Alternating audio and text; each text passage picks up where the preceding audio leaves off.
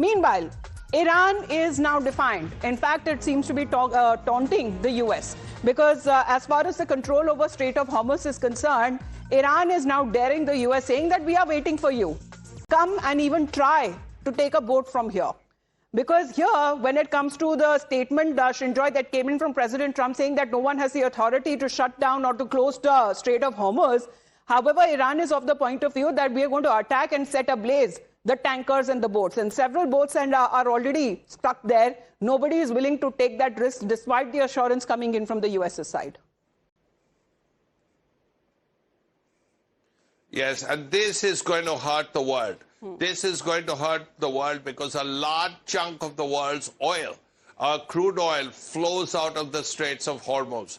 Now, if there is no activity there, if there are no tankers there, then clearly there will be a problem. Because what the Iranians are saying in this narrow strait, that if they position their weapons there, if they use their drones to hit the oil tankers, then it creates a major problem. Now, there are several ways of hitting tankers. Well, there are shore batteries that can be used. There are drones that can be used. There are missiles, anti-ship missiles that can be used. So there are a lot of options. We don't know what the Iranians will do now, but they've already hit some tankers, as they say. They've hit some freighters. They've hit some merchant ships. And as a result, the other ships are very hesitant to go that side. Absolutely, because Sajjana sir, what is your understanding? Because the Strait of Hormuz is already so narrow. If two ships come under attack, the tankers there, if they get stuck, then automatically the Strait of Hormuz becomes closed.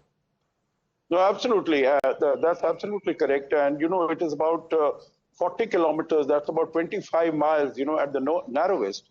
And if we know that the Skylight naval vessel has been stuck there, but if there are one or two ships like this, you would remember that in the Suez Canal just about 2-3 years ago, there was this ship Evergreen, and that got stuck there, and it took more than a week to remove it from there and for normal traffic to continue. So although Mr. Trump has given this assurance that our ships will provide you security and safety, and we will escort you out from there, no one is taking it, this offer, because they know that this offer is only on paper, and on the ground they will really not be able to implement it, because the Iranians have shown this. As Shinjoy said, there are so many capabilities, whether it is missiles, whether it is drones, and all of them know it. And also, Amita, the international marine insurance companies are not willing to